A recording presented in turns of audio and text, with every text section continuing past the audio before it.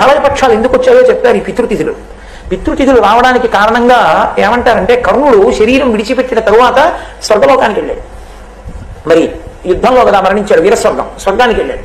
తీరా స్వర్గానికి వెళ్ళిన తర్వాత ఆయన బంగారం ఉంది, వెండి ఉంది, కిరీటాలు ఉన్నాయి, ముత్యాలు ఉన్నాయి, పగడాలు ఉన్నాయి, వజ్రాలు ఉన్నాయి, అన్నీ ఉన్నాయి, అన్న నీళ్లు లేవు.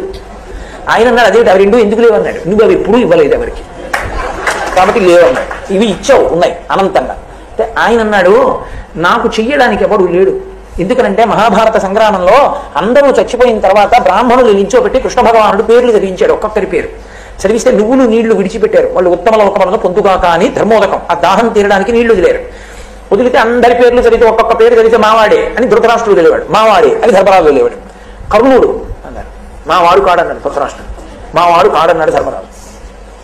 నువ్వులు నీళ్ళకి నోచుకోని వాడు కర్ణుడు. అప్పుడు ఉండలేకపోయింది ఇంకా కుంతీదేవి, ఏడుస్తూ వచ్చి నిజం చెప్పింది.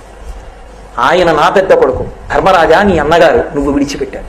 ఆయన అన్నాడు, ఎంత తప్పు చేయించావమ్మా, పెద్దవాణ్ణి పడగొట్టించి సింహాసనం నాకు ఇప్పించావు.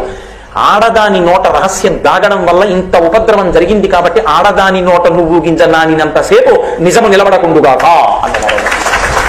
కాబట్టి నువ్వులు నీళ్ళకి నోచుకోలేదు కర్ణుడు. ఆయన అన్నాడు, మహానుభావుడు, నేను కిందకెళ్ళి ఉపకారం చేసుకుని వస్తాను, నాకు కొద్దిగా సమయం ఇమ్మన్నాడు. ఆయన యొక్క దానగుణాన్ని చూసి అనుగ్రహించాడంటారు ధర్మరాజు గారు. అప్పుడు కిందకు వచ్చి ఆయన ఒక 15 రోజుల పాటు ఉండి చలివేంద్రాలు పెట్టి అన్నశాలలు పెట్టి నీళ్ళు ఇచ్చి అన్నం పెట్టి మళ్ళీ వెళ్ళిపోయాడు. వెళ్ళిపోయినప్పుడు యమధర్మరాజు గారు, నువ్వు ఇచ్చావు కాబట్టి ఇప్పుడు నీకు ఇస్తున్నాను అన్నాడు. ఆయన అన్నాడు, చేసుకోకుండా వెళ్ళిపోయిన వాడిని నేనే కాదు చాలా మంది ఉన్నారు ఈ లోకంలో, వాళ్ళందరూ కూడా వెళ్ళిపోయిన తర్వాత బాధపడాలిగా. అందుకని ఒక్క ఉపకారం చేయి.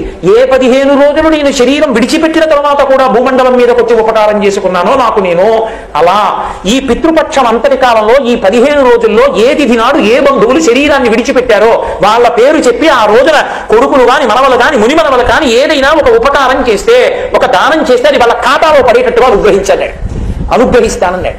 తల్లి కాని తండ్రి కాని పెదనాయన కాని పినతండ్రి కాని తాతగారు కాని ముత్తాతగారు కాని పడిపోయిన తిథి తెలియకపోతే, అలా తెలియనప్పుడు మహాలయ పక్షం అమావాస్య నాడు పెట్టేసిందంట.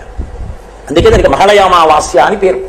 అసలు అమావాస్య నాడు మధ్యాహ్నం 12 గంటలకే పితృదేవతలు వచ్చి గుమ్మం ముందు నిలబడతారు నీళ్ల కోసం. మహాలయ అమావాస్య నాడు ఎవరి పేరు మీకు తెలియకపోయినా, మా తాతగారు ఎప్పుడు పడిపోయారో నాకు తెలియకపోయినా, ముత్తాతగారు ఎప్పుడు పడిపోయారో నాకు తెలియకపోయినా, నేను ఒక్కసారి మా పెద్దలందరినీ స్మరించి అమావాస్య నాడు స్వయం పాకం ఇచ్చాను అనుకోండి, అమావాస్య నాడు ద్రవ్యం ఇచ్చాను అనుకోండి, అమావాస్య నాడు ఉదకధార విడిచిపెట్టాను అనుకోండి, విడిచిపెడితే అది బంధువులందరికీ చెందుతుంది. కాబట్టి ఉన్నవాళ్ళు వెళ్ళిపోయిన వాళ్ళకి ఉపకారం చెయ్యగలిగిన ఏకైక రోజు మహాలయ అమావాస్య. ఆ పితృపక్షంలో ఈ రోజు చెయ్యాలి.